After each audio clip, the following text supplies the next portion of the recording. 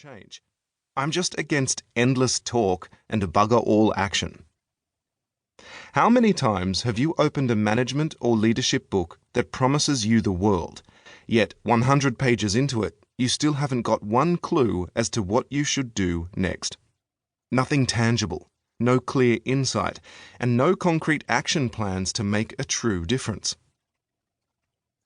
Add to this the number of times you've been in presentations or meetings where clever people state clever facts, analyze complex issues, share passionate pleas about the world of pain your organization is in and the need to act with immediacy and utter conviction, only to fail to provide any way forward. I do not need, nor will I accept, an extended business version of War and Peace, just saying what we already know. I just want the relevant facts followed by a clear and logical recommendation on what we should do next. Then, let's just get on with it. Simple. Now, back to the reason for the book itself.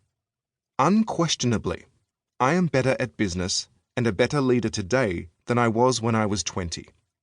Infinitely. Some might say this was not a hard thing to achieve. I also know, like anyone who has worked on their self-awareness, that I have made numerous mistakes along the way. But mistakes give insight, and insight gives learning. This invaluable learning has shaped the success of not only myself, but of those around me, and the brands and organizations of which I have been a part. On the evening after I resigned from my position as Regional President of Mars Incorporated, I sat at the kitchen bench with a bottle of New Zealand Pinot and proceeded to write down the key experiences, insights, and learnings that I felt had shaped me over the last 30 years of my working life. Not technical or functional competencies, but true personal insights as a leader of others and as a leader of myself. By the time I had finished the bottle, and rest assured, I am not a slow drinker, I had listed 67. I can hear you sigh already, but you can relax. I won't bore you to death with all of them. Rather, just a key selection that I believe will provide some benefit to others. I don't expect to make my fortune from this, nor will I make any international bestseller list, but I do sincerely hope it makes a positive difference to those who read it. And if it's just my 3 kids who do so, well, that will be success in my mind.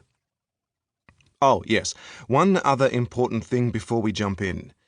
Close friends have asked me on numerous occasions why I even attempted writing this book. It's definitely a valid question, and I reckon there are lessons in the answer for all of us. The first reason is that I believe we should consistently push ourselves out of our comfort zone, and I want this to resonate with all others. As I advise my partner, kids, colleagues, and teams, just have a go and back yourself. You have nothing to lose. T.S. Eliot coined it beautifully when he wrote, "If you aren't in over your head, how do you know how tall you are?" Personally, I always want to know how tall I can be. And the second reason is that I am a massive believer in unlocking potential in others. As I have discovered over many a year, it only takes one new insight of significance to make a massive difference to your career, indeed, to your life. Unleashing this potential in others is one very cool feeling. Those are the reasons. A disclaimer.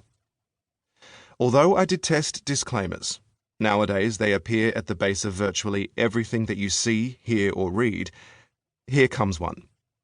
If you don't agree with some of my concepts, principles, or supposed insights, that's okay.